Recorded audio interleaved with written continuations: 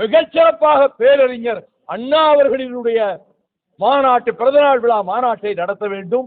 ஏனெனில் இந்துத்துவ சக்திகள், RSS, BJP வட்டாரங்கள் இந்த தமிழகத்தை கபலீகரம் செய்து விடலாம் என்று கருதி கொண்டு அவர்கள் இங்கே கால் ஊன்ற முயற்சிக்கிறார்கள். அது நடக்காது. இது பெரியாரின் பூமி, அண்ணாவின் மண், திராவிட இயக்க பூமி. இங்கே அவர்கள் கால் வைக்க முடியாது.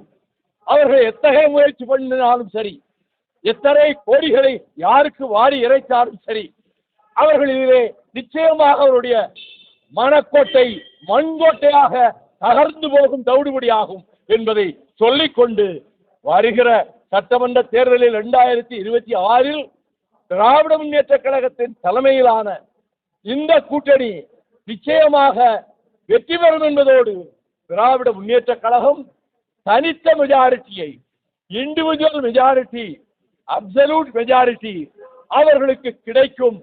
கூட்டணி கட்சிகளும் அந்த தேர்தல் களத்திலே வெற்றி பெறும் என்றாலும் கூட்டணி அரசு அமைய வாய்ப்பே இல்லை. திமுக தனியாகவே அரசு அமைக்கும், ஆட்சி அமைக்கும் என்பதையும் இந்த நேரத்தில் செய்தியாளர்கள் மூலமாக தமிழக மக்களுக்கு நான் தெரிவித்துக் கொள்கிறேன்.